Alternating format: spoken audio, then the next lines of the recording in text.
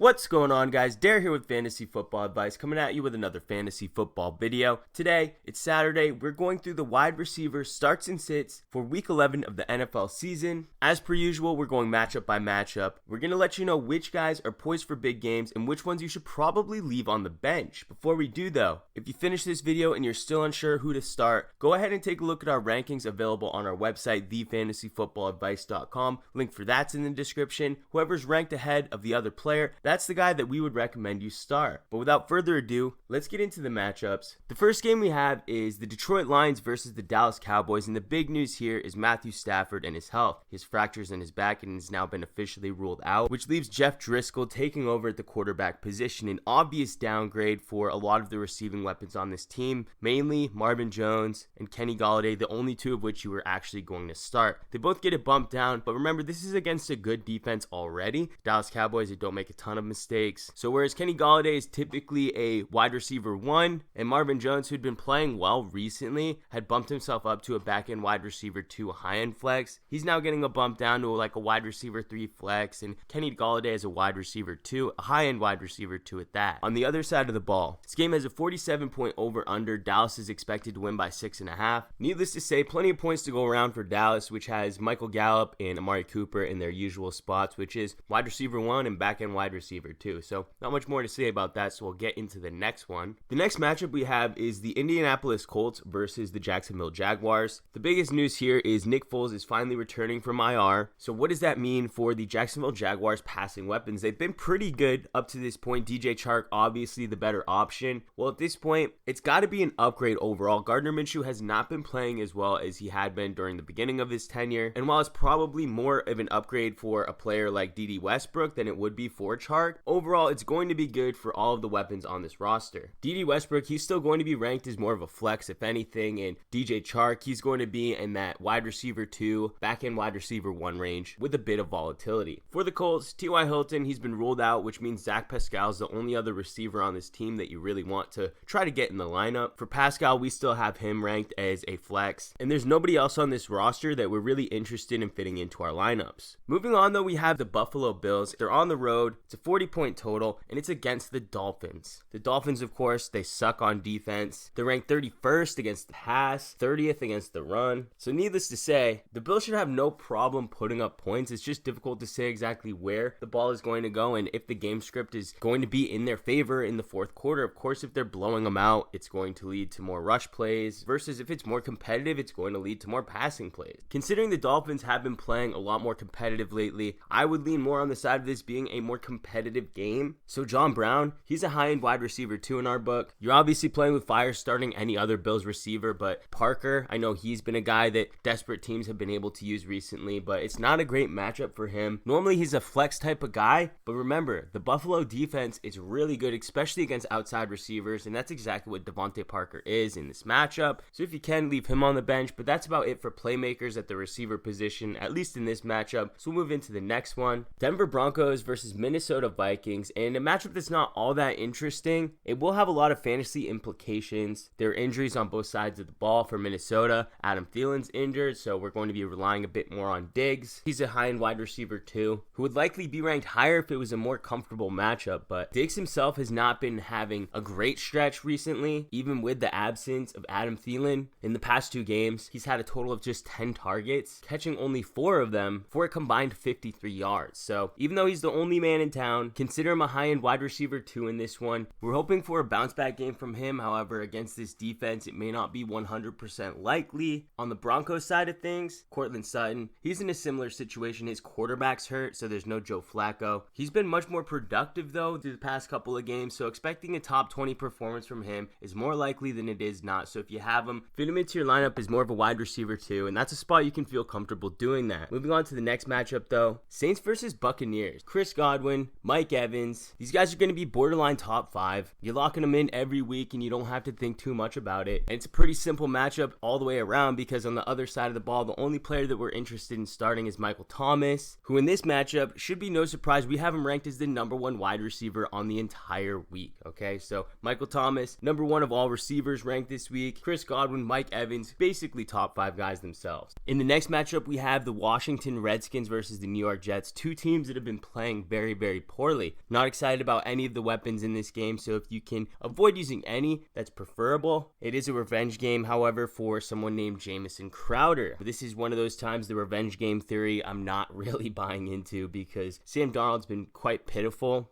Crowder will still remain the top-ranked receiver on the New York Jets. So if you want to put him in the flex, that's something you can definitely do. We would try to avoid Anderson if possible. But for Washington, you got Terry McLaurin, the lone bright spot in this offense. Unfortunately for him, he's only had a combined 12 targets in the last 2 games, which is definitely a step down from where he was earlier on in the season, and the efficiency isn't quite there. He was catching a lot of touchdowns. Now he hasn't scored since week 6 against Miami. So he's a little bit on the lower upside, but still a guy who you know is going to be involved in the game plan. Starting him at the flex is where you're going to feel more comfortable, but we still have him ranked just outside the top 20, so you could obviously do worse. The next matchup we have is the Atlanta Falcons versus the Carolina Panthers. Calvin Ridley, Julio Jones. Temper your expectations a little bit. Carolina is 3rd in passing DVOA. They're much worse against the run. Russell Gage, continue to monitor him. He's going to be the main guy used in 3 wide receiver sets, who has replaced Mohamed Sanu, who was traded over to the Patriots just a few weeks ago. For Carolina, DJ Moore, Curtis Samuel, they're in for one of their better performances. The Atlanta Falcons, they have been terrible on defense. So defending these guys who have been performing much better as of late, it's going to be unlikely. Expect good games from these two. DJ Moore is going to be edging out Curtis Samuel, but both of them you can start as wide receiver 2s with wide receiver 1 upside. We actually have DJ Moore ranked as a back-end wide receiver 1, high-end wide receiver 2. So clearly we expect some big things from him this week. Moving on, we have Texans versus the Ravens and one of the highest projected point totals of the week, that being 52. Baltimore is going to be at home and 4.5 point favorites. This one's going to be good for a lot of the fantasy players involved, mainly DeAndre Hopkins. Will Fuller as of right now is a game time decision, but essentially if Fuller doesn't play, you can bump up Kenny Stills, who could be a flex play if you want. Somebody in a high projected point total who's more boom or bust. You want to start them in those types of games rather than the ones that have a lot more limited upside and a lot less scoring. So starting Kenny Stills in a absence of Will Fuller, that's something you could do. Will Fuller's obviously going to have the more upside between the two players. For the Ravens, the only player that you're really going to be interested in is Marquise Brown. We have him as a back-end wide receiver 2, high-end wide receiver 3 in this one. He's going to be a bit more boom or bust, but in a matchup, again, that's expected to have a lot of points going around. And Houston, let's be honest, they're not a good pass defense. They currently rank 20th in DVOA against the pass, so they're definitely someone you could target. So a player like Marquise Brown will have an opportunity to perform this week. Starting him in the flex, you're going to feel a bit more comfortable, but you're likely not going to be disappointed starting him as a wide receiver 2 either. Moving on, we have the Arizona Cardinals versus the San Francisco 49ers. The Cardinals, they're a great passing team against the 49ers, who are one of the better pass defenses in the entire league. San Francisco is expected to win by 10 points, which is a pretty dramatic spread. The 49ers, they are at home, but sticking with the Cardinals, Christian Kirk, he's going to be your main guy. Last week, we had him as a virtual top 15 option. This week, we're not as thrilled. He's going to be more of a wide receiver 3 flex guy this week in a tough matchup. Considering that they are expected to lose by such a dramatic amount of points, you can expect a lot of passing in the late game, which is going to help him for potential garbage time points. But considering it's such a strong pass defense itself, it's hard to really rank him much higher than where we put him. Larry Fitzgerald, leave him on the bench if possible. And for San Francisco, Emmanuel Sanders, since joining the team, has been the man. He left last game injured, and for this game, they're saying he's going to try to play. So I guess he's a game time decision. Right now, he remains questionable, but if he's playing, you should probably put him in. Just know that if he does take a big hit, that could take him out of the entire game. So if you need somebody with a bit more safety, you should likely look elsewhere, but don't really try to go overboard looking in this game. Remember, the 49ers, without Emmanuel Sanders, they really spread the ball around,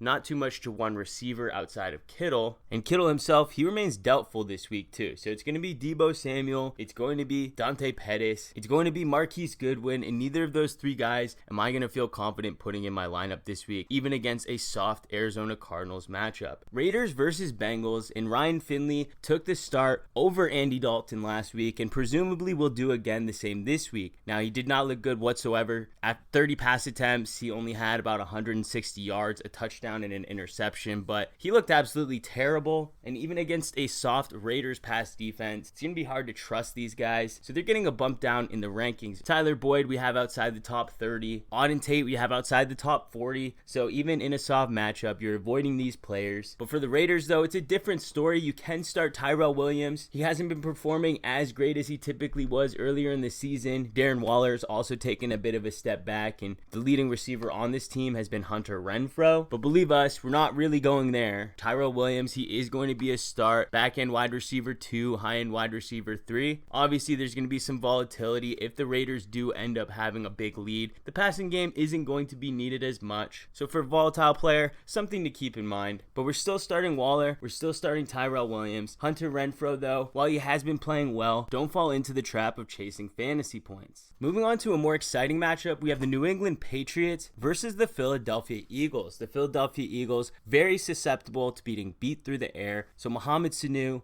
Julian Edelman, Philip Dorsett, these are all guys that are going to get a bump up in production this week. While Philip Dorsett, we can't recommend you go ahead and thrust into the lineup if you're desperate. With all the bye weeks, we can understand it. Mohamed Sanu, however, he's a wide receiver 3/flex with upside to produce like a wide receiver 2. And Julian Edelman, he's a straight up wide receiver 1. So if you got these guys, make sure to get them into your lineup. And with all the buys, they're going to be premier at the position. On the other side of the ball, we have the complete opposite. The Patriots defense against the pass is extremely good. Alshon Jeffrey has been ruled out, and if this wasn't against the Patriots, I'd be more excited about the passing weapons in this offense. We've seen Nelson Aguilar take some steps forward. His catch rate during big opportunities, that's a little questionable, but I'm not really interested in anyone in this matchup outside of Zach Ertz, and Zach Ertz himself, he's hardly ranked inside the top 10 at a position which is very thin. So not really interested in all of the options. If you have them, don't get fancy and start them against the Patriots. Just leave them on the bench. The next matchup we have is the Chicago Bears versus the LA Rams. And this one has a very low projected point total. It is going to be a home game for the Rams. 40.5 is the projected total. So not a lot of points to go around. Allen Robinson, though, expect another top 20 performance from him, but we're not starting any other player on the Chicago side outside of him. On the other side of the ball for the Rams, we have Cooper Kupp, who got completely shut out last week, which was pretty surprising. I know the Steelers defense has been trending up significantly, especially since acquiring Minkah Fitzpatrick. However, to shut out Cooper Kupp, that's a feat all on its own, so expect him to come back. Chicago Bears, they do rank 7th in passing DVOA. However, there have been several wide receivers to put good games on them. So Cooper Kupp, don't be too worried about putting him into your lineup this week. Robert Woods, on the other hand, he's a guy that you could leave out if you'd like. We do have him just outside the top 30, but at that point, these are flex players. These are guys that you can exchange in and out. So if you have a better option, feel comfortable putting him in over Woods. Brandon Cooks, still out. At this point, he's borderline droppable, but there's no other players worth mentioning outside of any of these guys. So let's move into the last one, which is the final matchup of the week. We have the Kansas City Chiefs versus the Chargers. This one has a 52-point projected total. It's going to be played in Mexico City, and there should be plenty of offense to go around. You're starting every player in this game that you can. We're talking Tyreek Hill, Sammy Watkins, Travis Kelce, Keenan Allen, and Mike Williams. No player is ranked outside the top 36. Watkins and Mike Williams are two players that you could swap out with another guy, but you're going to want a piece of this game. We have Mike Williams ranked just inside the top 30 with Watkins ranked outside of the top 30. Tyreek Hill, he's top 5. Travis Kelce, Hunter Henry, these are both top 3 options as well. Needless to say, there's a lot to be looking forward to in this matchup. But guys, that's it. We went through every matchup of the week. If you're still unsure who to start, check out the rankings available on our website, thefantasyfootballadvice.com. The link for that's in the description box below. But that's going to do it. If you did enjoy this video, please hit that like button. If you're new to the channel, please hit that subscribe button. We thank you all for watching, and we'll catch you on the next one.